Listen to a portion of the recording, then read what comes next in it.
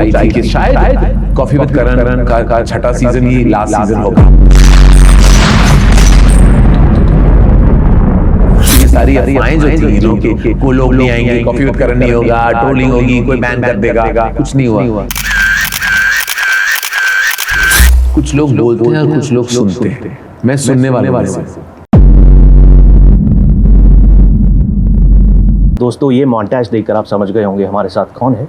Yes, हमारे साथ हैं जन्मदाता of rapid fire round in India, mister Karan Johar ji. नमस्कार। नमस्कार, welcome to ABP news. Thank you. जितना इंतज़ार मैं कर रहा था पर्सनली सीज़न का, शायद कोई नहीं कर रहा होगा, बिकॉज इतने वक्त बाद जब ये सीज़न आया जी, तो हमें लगा था अलग क्या होगा और क्या स्टार्स आएंगे, बिकॉज पिछले वक्त कुछ ऐसा दौर था कि बहुत कश्मकश थी कि जी। कैसा होगा ये सीज़न। फाइनली हर कोई इस बारे में चर्चा कर रहा है। आपके पास कैसे रिएक्शंस आ रहे हैं? आई मीन, तो कॉफ़ी विद करण का ये है कि हर किस्म के रिएक्शंस आते हैं। बहुत प्यार मिलता है, बहुत मोहब्बत लोगों की, फिर नफ़रत भी, ट्रोलिंग भी, डिस्कशंस, एनालिसिस। और मैं कभी दंग रह जाता हूँ कि इतना वक्त, इवन अगर आप ट्रोल कर रहे हो, इतना वक्त आप निकाल के लंबे लंबे कॉलम्स लिखे जा रहे हैं, एनालिसिस थ्रेड्स हैं ट्विटर पे, और मैं देख रहा हूँ, मेरे को लगा आप इतना एक सिंपल सा फन कैंडिड फ्रिवलेस सा ये टॉक शो है। मैंने कभी नहीं कहा कि कोई इंटेलिजेंसी बातें होंगी या कोई बहुत ही इंटेलेक्चुअल बातें होंगी। है ही ये मज़ेदार, तड़केदार, इंडस्ट्री की बातें, फन टाइप ऑफ एटमॉस्फेयर हम क्रिएट करना चाहते हैं। तो हर किस्म के रिएक्शंस मिले हैं। मैं बस ये खुश हूँ ये बात कि एक्चुअली 7th सीज़न हमारा हुआ है, क्योंकि 2 साल पहले मुझे ऐसा लगा था, एक पल, एक ऐसा लम्हा, एक सोच आई थी कि शायद कॉफ़ी विद करण का छठा सीज़न ही लास्ट सीज़न होगा। लेकिन एक डिस्कशन हुई थी मेरी माँ के साथ, उन्होंने कहा मुझसे कि अगर तुम बाकी बिलीव करते हो, तुम्हारा दिल साफ़ है, अगर तुम बिलीव करते हो कि तुम्हें अपनी जर्नी देखनी है और जो लोग कहेंगे तो वो तो कहते रहेंगे, वो मत, उस पर मत ध्यान दो, और अपना शो करना चाहते हो तो कर लो। और हॉटस्टार वॉज ऑन बोर्ड, तो 7th सीज़न हो गया और लोग आना चाहते थे। ऐसा कुछ नहीं था। तो ये सारी अफवाहें जो थी कि कोई लोग नहीं आएंगे, कॉफ़ी विद करण नहीं होगा, ट्रोलिंग होगी, कोई बैन कर देगा, कुछ नहीं हुआ। क्योंकि हम लोग डर गए थे जब एक बार बीच में आपने एक इंस्टा पे डाला, मार्केटिंग वो एक गिमिक था। हमने कहा था कि it will no longer be, actually वो गिग था कि हम no longer be on Star World, अभी बोनाफाइड हॉटस्टार का शो होगा। लेकिन क्योंकि आप अब ट्रोलर्स को भी मुंह तोड़ जवाब देते हैं, अब किसी से डरते नहीं करण जौहर, जिन्हें हम यहाँ पे जानते हैं, तो जो डिजिटल प्लेटफॉर्म है, इनका अगर एक नुकसान या फिर एक बैड पॉइंट ऑफ व्यू अगर हम देखें ट्रोलर्स की तरफ से, तो अच्छा पॉइंट ऑफ व्यू ये भी है कि आप इतने बड़े OTT प्लेटफॉर्म के ऊपर अलग तरीके से, अलग तड़का देकर अपना जो शो है वो कहने की क्षमता रखते हैं। जी बिल्कुल। मुझे लगता है कि अब लोगों ने बहुत कहा है कि ये डिजिटल है तो आप क्या और फ्रीली बात कर सकते हो। ऐसे इससे ज़्यादा फ्रीली तो बात मैं कर ही नहीं पाऊँगा, वरना उसके बाद बहुत बुरे फंस जाएंगे हम अगर इससे ज़्यादा फ्रीली अगर बात करने लग गए। तो ऐसा नहीं कि डिजिटल की वजह से हम एक्चुअली कुछ भी कह सकते हैं। लेकिन हाँ, मैं आभारी हूँ हॉटस्टार का कि उनकी इतनी बड़ी व्यूअरशिप है, उतनी बड़ी उनकी सब्सक्रिप्शन बेस है, उस वजह से ज़्यादा लोग ये शो देख रहे हैं। और हमारी वैसी एक लॉयल ऑडियंस थी, लेकिन मुझे लगता है कि वो बहुत ज़्यादा बढ़ चुकी है, बिकॉज ये हॉटस्टार ओरिजिनल है। एक्चुअली जनरेशन गैप भी आया है, बिकॉज जब टीवी पे था और अब जब स्ट्रीम कर रहे हैं, तो जो बच्चे उस वक्त शायद 8 साल के होंगे, अब वो 18-19 साल के हो गए। बिल्कुल। तो आई थिंक ऑडियंस उसके साथ और एक एंटिसिपेशन था, क्योंकि 3 साल तक शो नहीं, 1-2 साल की तो पैंडेमिक थी। उसके बाद मैं खुद एक फिल्म डायरेक्ट कर रहा था, तो मुझे भी वक्त निकालना पड़ गया। लेकिन मैं बहुत एक्साइटेड था कि ये शो, और बहुत सारी, मैं जहाँ जाता था तो मैं फिल्म मेकर हूँ, निर्माता हूँ, निर्देशक हूँ, लेकिन फिल्मों की कम चर्चा होती है और कॉफ़ी विद करण की ज़्यादा चर्चा। तो हमेशा लोग आते थे कि नेक्स्ट सीजन कब है, तो मुझे लगा था कि एक होगा, एक एनर्जी आ जाएगी ये शो के बाद, और वही हुआ। एक्चुअली एनर्जी आए, बिकॉज एज अ व्यूअर मैंने आमिर खान को कभी किसी प्लेटफॉर्म पे इतना खुलकर बात करते हुए नहीं देखा। एंड सब लोग सरप्राइज थे कि आमिर कुछ मोमेंट्स पर आप पर भारी पड़ रहे थे। बिल्कुल। और मुझे लगा कि वो बहुत फ्रीली बात कर रहे थे, और जो उनके दिल में था वो कहने लगे, and he really had a great time. और मुझे लगता है कि कुछ चीज़ें तो मैं डिजर्व भी करता था। कुछ ऐसे सवाल मैंने किए थे जो मैं आमिर खान से कर रहा था, तो वो खुद जब वो मुझे ट्रोल करने लगे तो मुझे लगा ये तो बनता भी, आई डिजर्व इट। बहुत सारा कंटेंट आ रहा है OTT के ऊपर, आप खुद इतना सारा कंटेंट बना रहे हैं।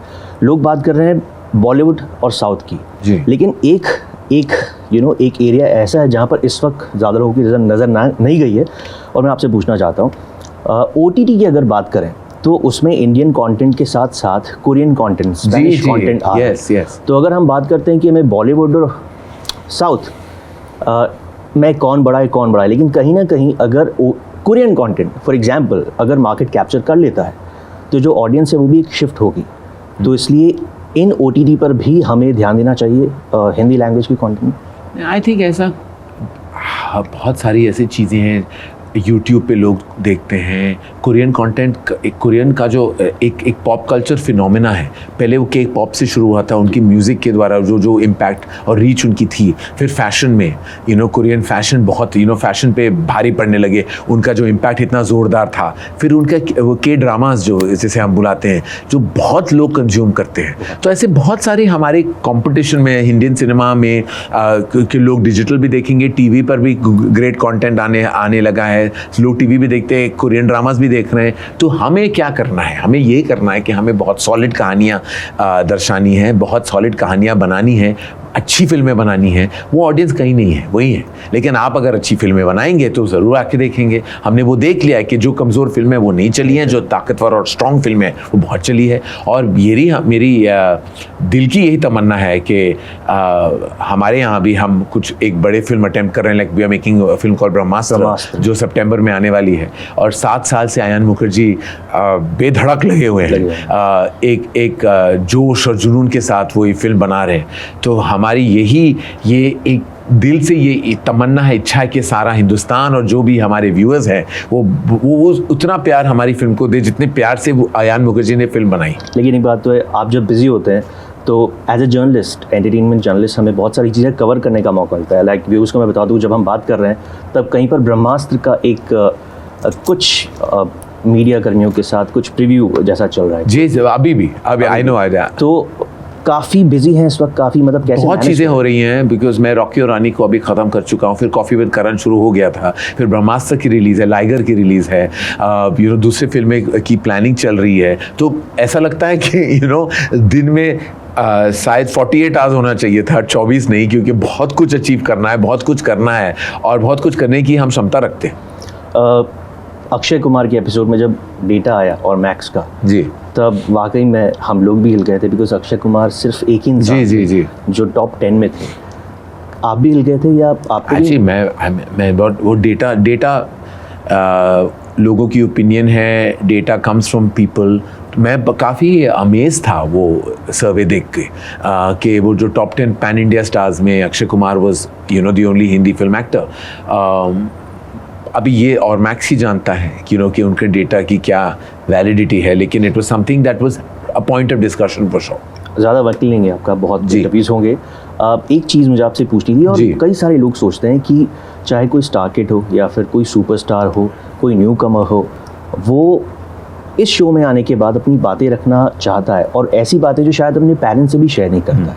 और कुछ लोग तो उनके पेरेंट्स से भी ज़्यादा आपसे बातें शेयर करते हैं। तो एक करण जौहर में वो क्या फैक्टर है कि हर कोई अपनी बातें उनसे शेयर करना चाहता है? आई थिंक लोग बोलते हैं, कुछ लोग बोलते हैं और कुछ लोग सुनते हैं। मैं सुनने वालों में से तो आई थिंक बहुत लोग बोलना चाहते हैं और बोलने में बहुत उनको अपने एक एक्साइटमेंट आ जाती है जब वो बोलते रहते। I am a good listener. तो आई थिंक जब मैं लोगों की बातें सुनता हूँ, मैं वाकई सुनता हूँ, ऑब्जॉर्व करता हूँ और फिर उन बातों पे मद्देनज़र रख के मैं फिर एडवाइस देता हूँ। तो I think I am a good listener. इस वजह से आई थिंक लोग मुझसे बात कर सकते हैं। चलिए, यहाँ पर आए हैं, रैपिड फायर करने की आपके सामने मेरी कोई हिम्मत नहीं है, लेकिन मेरे सिर्फ 2-3 सवाल हैं जो मैं चाहूँ अगर आप जवाब दे सके। जी बिल्कुल। So there is a segment called 3 things. जी। 3 things only Karan Johar can do. Host a talk show with the biggest celebrities, dress in a way that very few people can besides Ranveer Singh, and launch as many first time filmmakers. Super. 3 चीज़ें अगर आपको मौका मिले सुधारने का अपनी life में किसी भी तरीके से, तो क्या चीज़ें होंगी? सुधारने का अगर 3 चीज़ें मुझे आई विश कि मैं अपने फिटनेस पे ज़्यादा ध्यान दूँ, वक्त नहीं मिलता, तो वो मैं सुधारना चाहूँगा। आई फील हेल्थ और फिटनेस वो एक होगा। दूसरा, आई फील मैं इकोनॉमिक्स में ज़्यादा स्ट्रॉन्ग नहीं हूँ, तो कुछ ज़्यादा पैसे खर्चे हो जाते हैं सिनेमा पे, फिल्मों पे। थोड़ा बजट कंट्रोल पे ज़्यादा ध्यान मुझे देना चाहिए वो है, और अपनी पर्सनल एक्सपेंसेस पर भी Okay. तो वो भी मैं बजट में डालना चाहूँगा।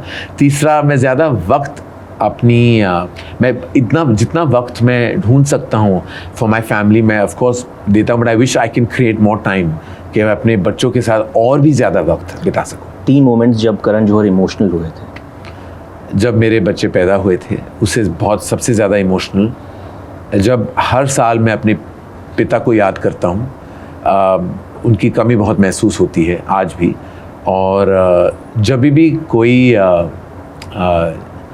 मेरे पास्ट के बारे में बात करता है, पहली फिल्म एक्सपीरियंसेस, उन सबको सोच के मैं बहुत इमोशनल हो जाता हूँ। 3 एक्टर्स जिनके लिए करण जौहर कुछ भी कर सकते हैं। शाहरुख खान, शाहरुख खान, शाहरुख खान। लास्टली 3 चीज़ें जिनसे आप अपने बच्चों को दूर रखना चाहते हैं जब तक कि वो समझदार ना हो जाए। 3 चीज़ें यही कि आई थिंक बच्चों के लिए एक माहौल होना चाहिए, तो एक कि उनके माहौल में जो उनकी एज अप्रोप्रिएट चीज़ें हैं वही हो, जो बातें अडल्ट्स की होती हैं या जो कंटेंट अडल्ट्स से देखते हैं तो उसे मैं दूर रखता हूँ, उनकी जो एज अप्रोप्रिएट हो।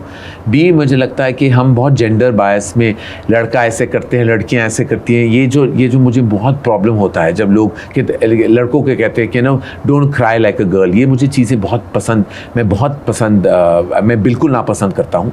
और आई फील कि जो माहौल, अगेन वो दूसरा पॉइंट है कि जो चीज़ें हम कहते हैं वो वज़नदार होनी चाहिए, it should not be slotting them into gender slots.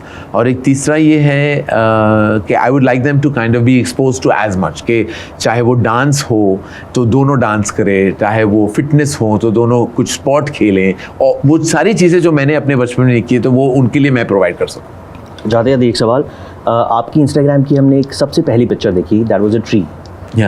उस पिक्चर से लेकर अभी जो आपने ब्रह्मास्त्र के बारे में कुछ अच्छी चीज़ें पोस्ट की हैं, कैसे चेंज हुई आपकी लाइफ पर्सनली भी, इफ़ यू नो यादों में अगर आप जाकर देखें? पता नहीं कितना कुछ हुआ है 10-20 सालों में कि मैं शायद ये बयान नहीं कर सकता कि इतना कुछ, इतनी गलियों से हम गुजर चुके हैं, इतना कुछ सुन चुके हैं, इतना कुछ कह चुके हैं, तो इतना कुछ एवोल्यूशन हुआ है, तो I don't know how to describe it in words. Okay, जाते जाते हमारे माननीय प्रधानमंत्री जी ने हर घर झंडा अभियान शुरू किया है, तो आप 15 अगस्त को करण जौहर अपने घर पर झंडा लहराने वाले हैं? जी बिल्कुल, हमारे यहाँ हमेशा रिपब्लिक डे पे, इंडिपेंडेंस डे पे बच्चे, मम्मी, मैं झंडा लहराते हैं, गर्व के साथ लहराते हैं, और इस साल भी we will do the same. Thank you so much sir हमसे बात करने के लिए, और उम्मीद करते हैं कि सीजन्स पर सीजन्स आते रहें कॉपरेट करेंगे। Thank you. और आप ऐसे ही एंटरटेन करते रहें। Thank you. एबीपी माझा, उघडा डोळे बघा नीट।